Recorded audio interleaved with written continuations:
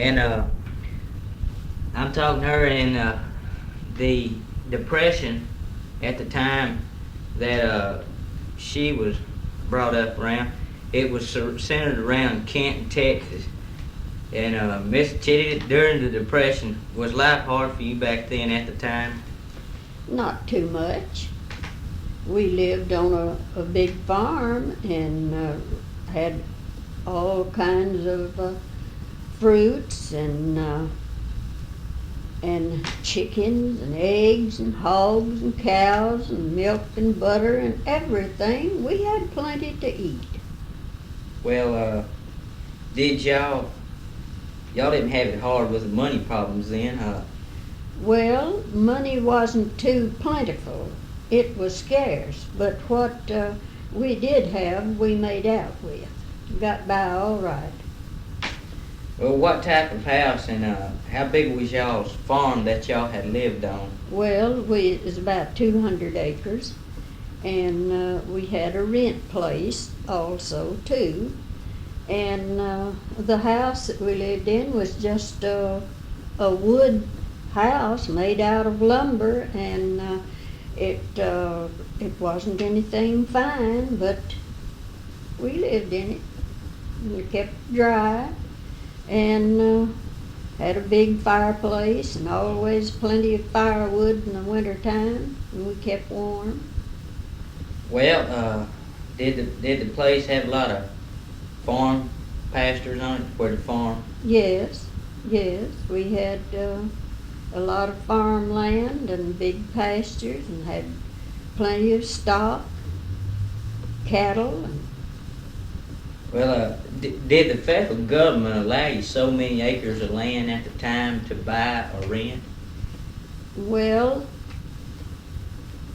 after we'd lived there a good many years, I don't remember just exactly how long it was, but the one depression was in 1920. And we lived out on the farm and had plenty of everything. We had lots of fruit. I canned all kinds of fruit and vegetables, and we had always had potatoes, plenty of potatoes, Irish potatoes, and sweet potatoes too. And as I said before, we had plenty of produce, farm produce, We always had plenty to eat. Well, the federal government didn't allow you so many acres to plant your crops on, did it? Well, not at the start. We used to plant as many acres and of everything that we wanted. But there one year, it was during the Depression, while the government taking the notion that we were planting too much, raising too much cotton and stuff like that. And they, even after it began opening in the fall, they decided we had to plow up some of it, and we did. We plowed up so much of it. Of course, we got so much pay for what we plowed up. Well, how many bales per cotton would they allow you to have at harvest time? Well, they didn't allow us to have any certain amount at harvest time. We had what we raised. One year there, now this is a small amount, I guess, to what some people raise, and the big farmers out west and all. But we raised 26 bales there one year and got, I've forgotten what it was, but we got a pretty good price for it. But we raised 26 bales one year. Well, was cotton cheap then, or was it kind of sky high? Yes, it was, but it went up. We got one year there, I think we got 40 cents a pound for it, 39 or 40 cents a pound for it. But it was, and one year, one year during the Depression, we had some extra bales that we taken to Terrell, Texas, and didn't sell it that day and decided to store it, put it on storage. And we would get better than 40 cents a pound for it the next fall. Well, the bottom fell out of it. We taken 5 and 6 cents a pound for that cotton when we did sell it. Well, not changing the subject about cotton, but was livestock a great problem as it is today at the time of the Depression? Well, we had quite a few livestock, cattle and horses and plenty of hogs and all. But the cattle went down during this depression. We sold 15 head at one time at $10 a head. And then there one year the government taking notion there was too many cattle, and they're just going to kill out a lot of them. Wasn't going to let people kill them and eat them. They were going to kill them, and they did, and they buried them. Some of ours was in that bunch too, and just killed them. I don't know how many hundreds of them. Of course, they paid you for those cattle too, but you wasn't allowed to butcher any of them and eat them. You had to sell them to the government that way, and then they killed them and buried them.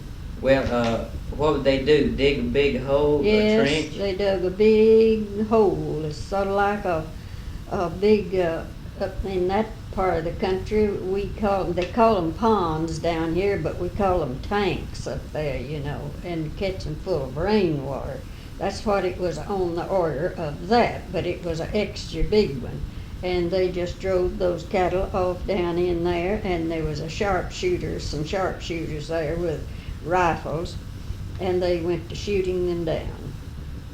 And after they got them all killed, well, they taken tractors and rolled dirt over them, you know, covered them up with the dirt they dug out of there. Well, did they have such things as veterinarians, you know, to tend to sick cattle? I guess they did, maybe, but I don't know anything about them. We always just done our own doctoring. Whenever they got sick anyway, well, we just done our own doctoring. So I don't know where they had, I guess they had veterinarians somewhere, but they wasn't there right around us.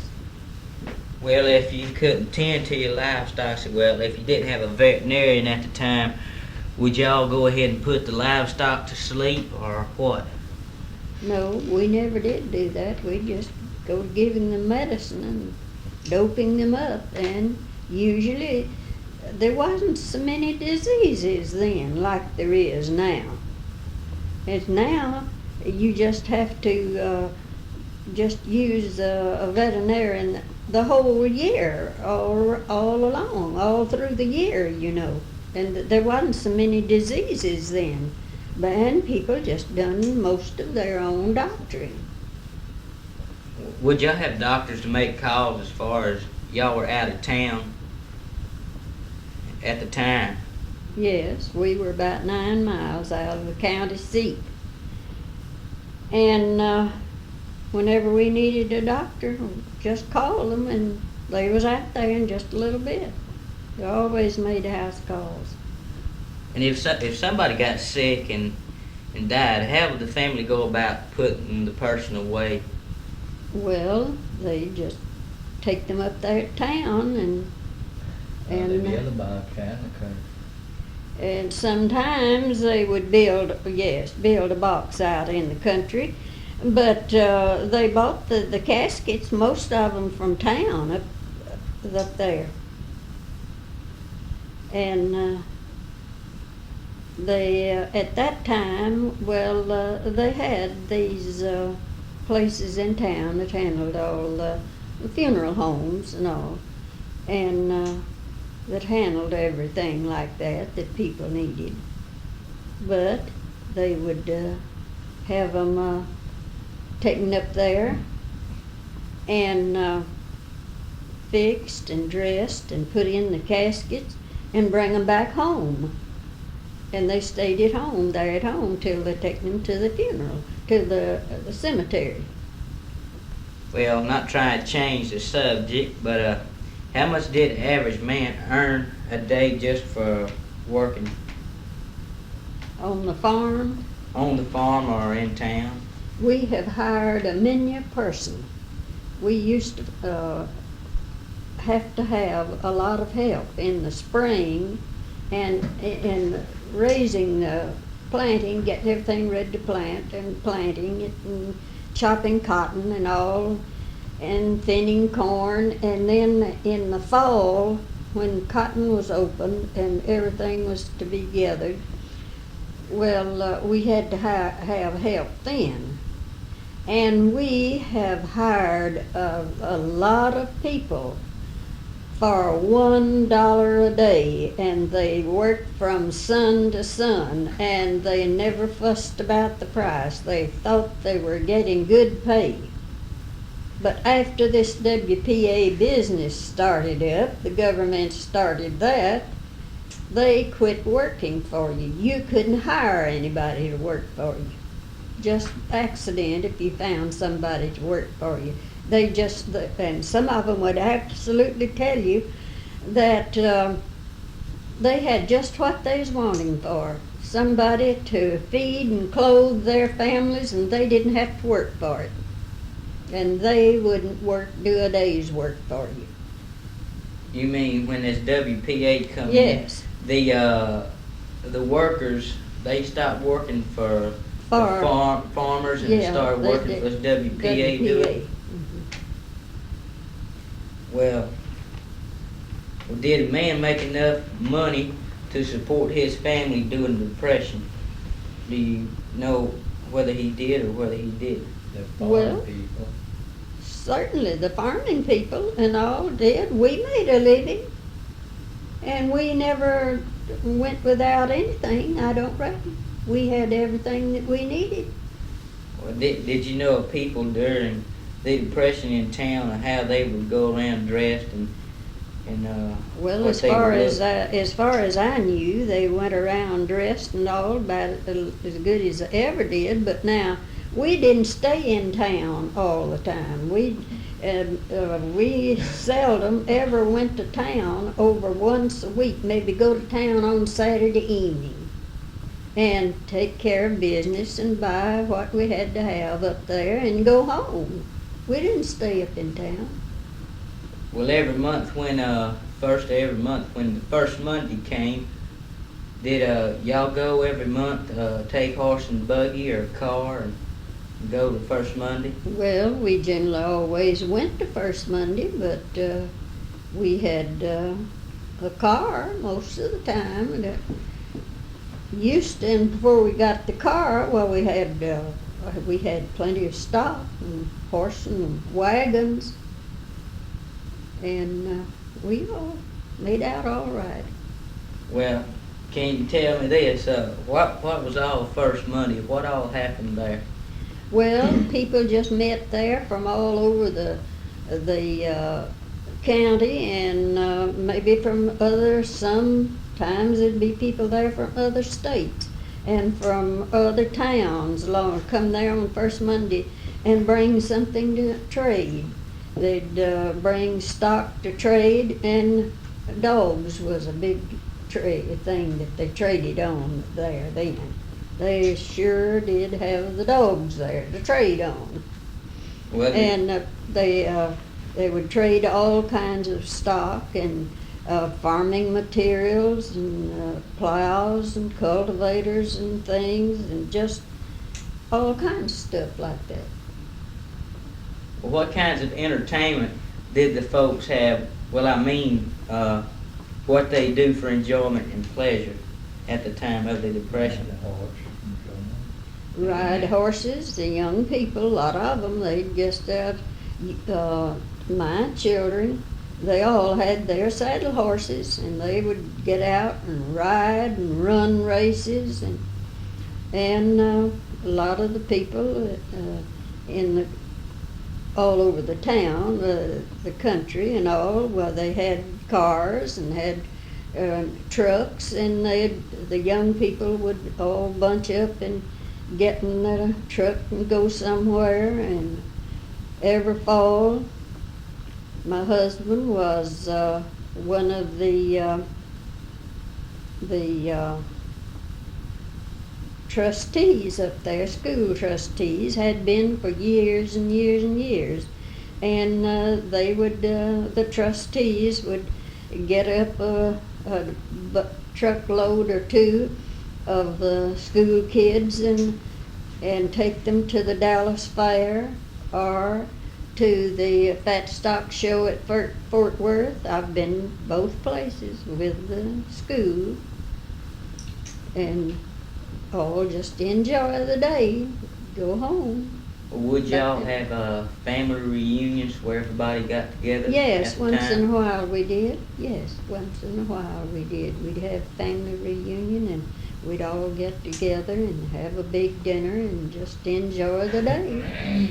Well, can you tell me whether the churches of that time were different from today, or? No, our church is a Baptist church. Well, we went to a Baptist church up there, and they're just about like they are today. I think they've got have more going now in everything, the churches, and in missionary work and all kinds of something all the time on hand to entertain the young people and to teach them and learn them more about the Lord and His work than they did then. Well, at the time of the Depression, did people get together and have big singings at these churches? Yes, I've been to a many one, and we had some singers too. What about have you ever heard anything about the Stamps Quartet? Yeah. Now, I've heard them sing a lot of times, and they knew how to sing too. They would travel and go to these conventions, you know. Well, Miss Chitty, I've ran out of many things to say, so we thank you for helping us cut this tape. Well, you're quite welcome. I hope I've been able to help you some. And you're just quite welcome. One more thing, Miss Chitty, did you hear about those gangsters like Bonnie and Clyde back then at the time? Yes, we heard all about them. They was all over Louisiana and here and yonder, and we heard about it when they got killed.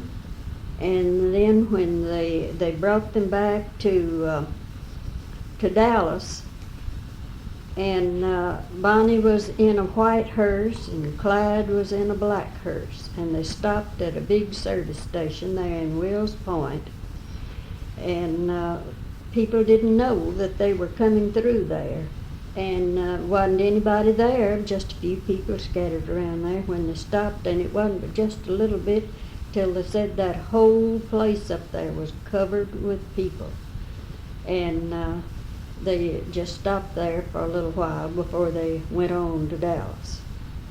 Well, haven't I heard somebody, or it might have been you, say that your husband been in the same cell with where Clyde has been, just passing through? Yes, him and the trustees and the teachers went to Houston one day, to a teachers meeting down there, and on the way down there or back, I think it's when they came back, where they stopped at Huntsville and went through the penitentiary down there, and they went in the cell where was it? I guess it's Clyde. No, there was another fellow that escaped. He got out of there, and I've forgotten his name now. But anyhow, they were in the cell where he He was, and one of them, some of the teachers, my husband didn't, but some of the teachers sat down in the electric chair down there that day and let them just put the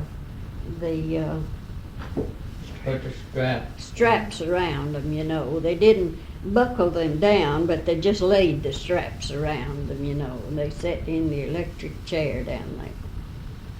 Well, have you heard of those other guys at the time of Pretty Boy Floyd, John Pretty Boy Dillinger? Floyd, isn't Pretty Boy Floyd the one that escaped down there? Well, they went in his cell too, where he escaped from. Well, I have to say it again, I guess. I appreciate that you helped me out on this Well, tape. you're welcome. Okay, thank you, Miss Chitty.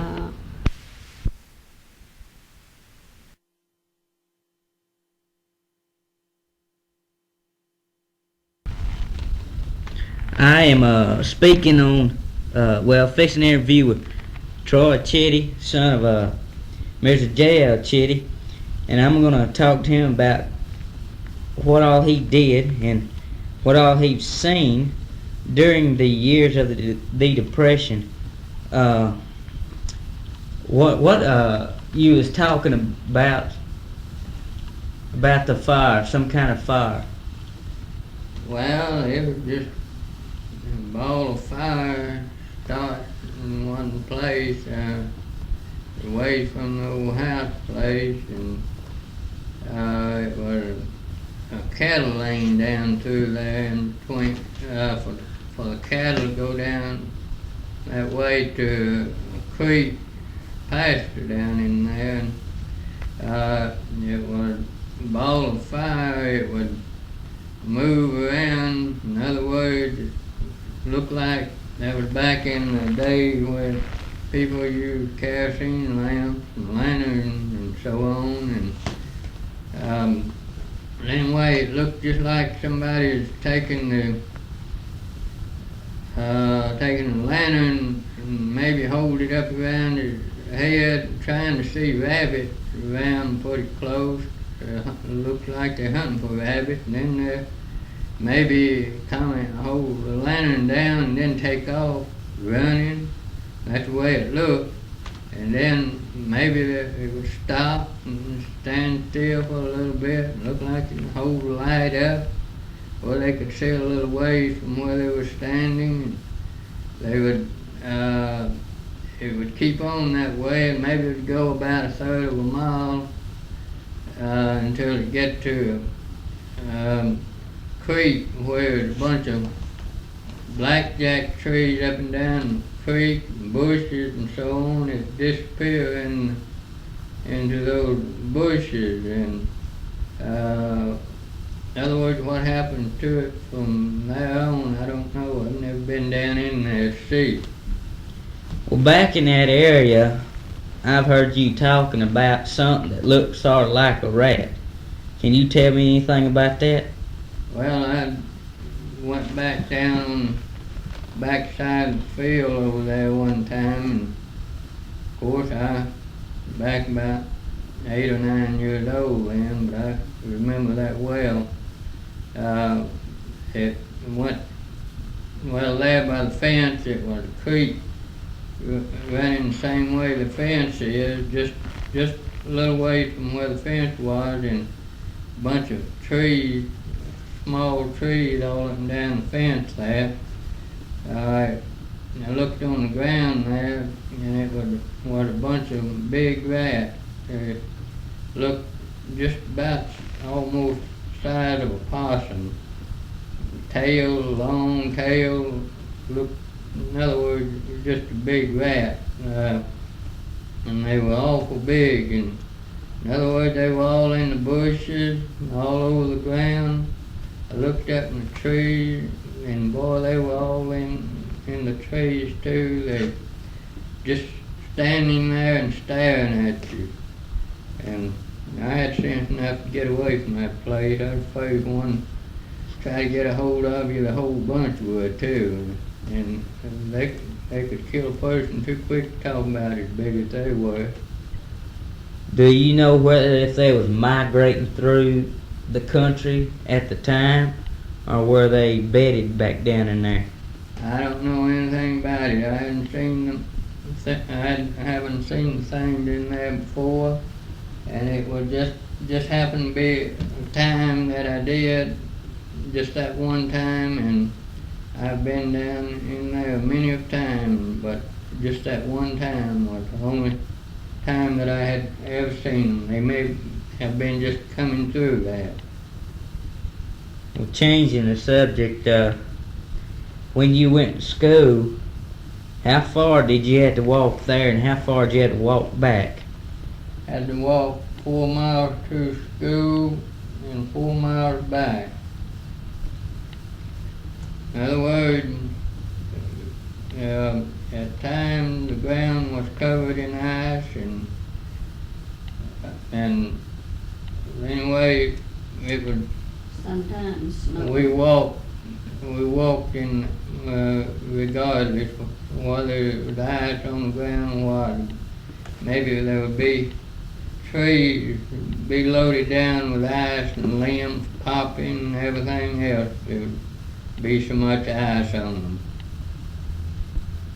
Well, did y'all have anything such as school buses, or y'all main way of We didn't getting have no school was walking? buses going to school there at that place. We had to walk. Maybe once in a while, if the weather is too bad, rainy or something, somebody might come and pick us up and take us home. In other words, we wouldn't have to walk in the rain. Lots of times we walked in the rain. Well, did the school back then, does it look like a schoolhouse of today? Well, this was the school there. It was a small school, and it was a 3-room school. One room would take care of maybe 4 grades. 4 grades would be taught in one room. It might not be over some of the grades. It may not be over 4 or 5 people in the same grade, and another grade it may be 8 or 10 people in the same grade. Back during that time at school that I went to then. What you're getting at, there wasn't very many people around at In the other words, there time. wasn't very many people, all that many people going to that school. Well, did they have sort of like a school system of today? No. The wood stove, wood heat, and so on, and have to go out and gather up wood and burn in the heater in order to keep warm in the winter time. Big wood burners. Well, what was a schoolhouse in one big, was just one big house or what? Just an old big house, that's all I can say. It's, in other words, with a dug well out behind the house, you have to go out and in other words, draw your water, so on. It didn't have running water. Well, today it's really different. But I thank you, Mr. Chitty, for doing this for me, and so I hope you appreciate doing it yourself.